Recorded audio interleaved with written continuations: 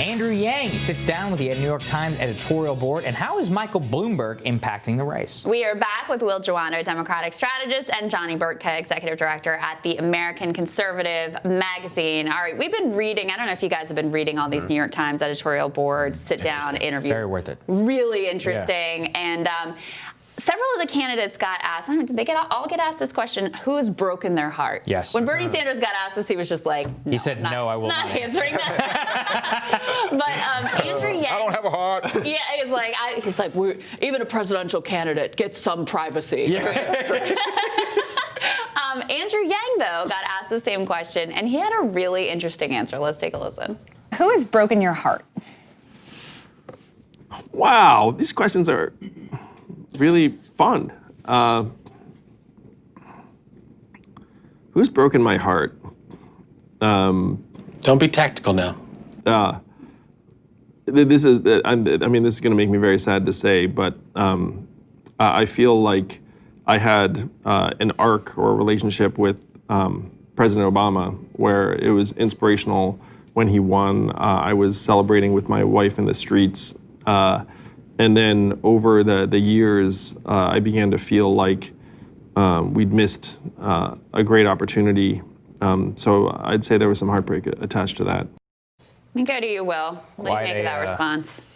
You know, I think it takes courage to say for him to be honest about that. It does. And I think, I will say that there is a similar emotion in a lot of people. I mean, I love the president. I still think he was best president of our lifetime and generation, but it was almost going to have to happen because so many people projected onto him so much that they wanted, and he didn't change. He was who he was, and which was a good, pragmatic, kind of centrist to left Democrat. But people thought he was going to part the seas and heal the earth. And I just think that was inevitably going to lead to some disappointment. For me, it was criminal justice reform, right? Not tackling that as soon, or immigration for others. You can thank President Trump for that. Yeah, it's different motivations and reasons. But I think everyone had something that they were like, he's going to fix this when he gets in, and I want him to, and I know he believes it. And it just, the reality of politics, and Mitch McConnell on day one saying, we're not going to do anything with you, it just made that impossible. And it led to that inevitable heartbreak, I think, for a lot of people. But this is the interesting thing, Johnny. Implicit in the candidacy of Bernie Sanders, Elizabeth Warren, and Andrew Yang is that Obama was a bad president. That's actually implicit in that. Right. Is that when they say the last 40 years of neoliberalness, well, who do you think was one of the neoliberal ascendant people? Even Pete Buttigieg. I mean, he took a lot of S for it. And I don't think there's a political price to be paid. I actually don't.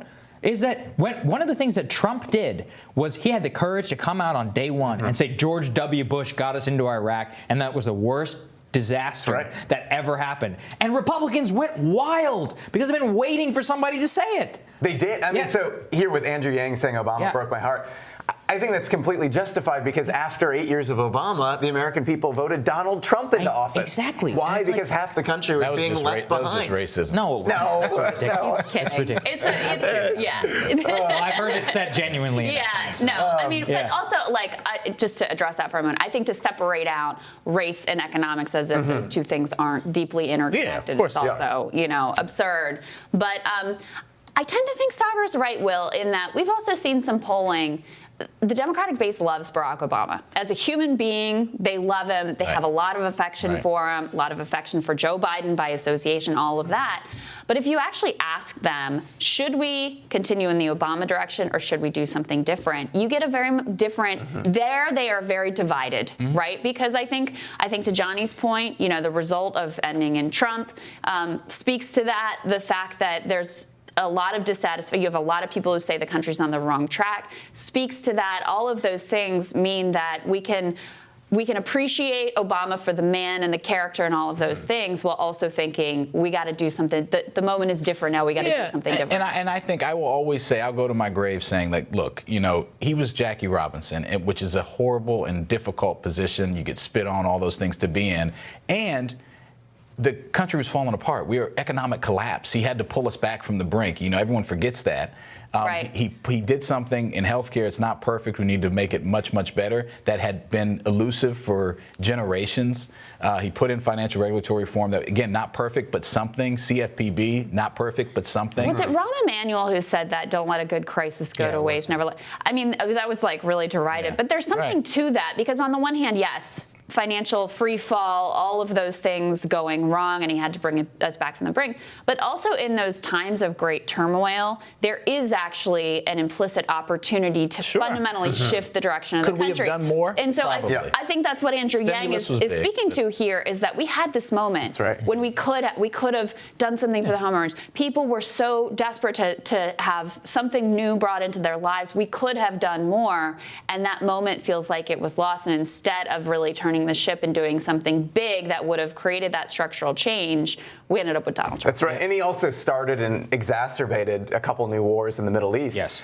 The ad that you ran earlier with him going after Hillary for her support of the Iraq war. I mean, you had Libya, and things got worse in Syria, Yemen. So they weren't worse than Iran, though. We were actually doing the right track. We were doing better there. I will give you that. I'll give you that. I mean, but I'm saying based on that, I mean, structurally, we're arguably worse than we were off in 2008. And it's like the amount of debt, the student debt crisis, so many of these other things that Obama was not able to touch, I mean, has just made people so that they don't have faith in the political system whatsoever anymore. And I think he bears a huge responsibility for that. But because what corporations did during the recession is they cleaned house, and all these middle-income jobs were lost. The majority of jobs lost in the they just offshored them all to China and to Mexico. And the majority of jobs probably helped with that. Yes, he did. Indeed, He was just messing with spreadsheets. He didn't have anything to do with that. But the majority of jobs that we gained out of the crash were mostly low-paying service jobs. And so it actually accelerated that trend of inequality that we've been on. Yeah, and I also think this idea, and if you watch the Yang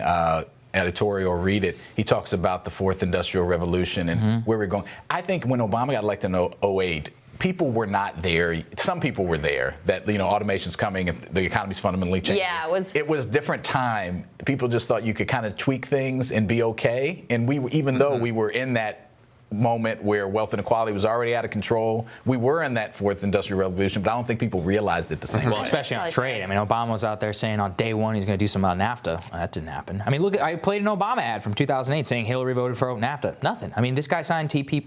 We can do this all day. I also want to talk about Bloomberg, because you mentioned this earlier, and it is a fascinating, very important point. The Wall Street Journal has a new, interesting graphic that you can see here. I wanted to make sure everybody could see this. Oh my God. Look at the sheer amount of money that Michael Bloomberg is spending. But more importantly, look at where the money is flowing. You can see all of that money to Super Tuesday and down all the way down to the map, whereas all these other candidates' money is flowing upstream to the early states well. So it just demonstrates that Bloomberg is having arguably the biggest effect on this race relative to the amount of media coverage and scrutiny that he's receiving. Yeah. And I'm actually baffled by this, because why is Bernie and Warren not talking about this every single day? Michael Bloomberg has gotten, didn't he get endorsed by somebody in Florida or something like that? He's actually polling quite well down there. I mean, these are important southern states that he's just carpet bombing with cash. It's disgusting. $180 million, almost $180 million.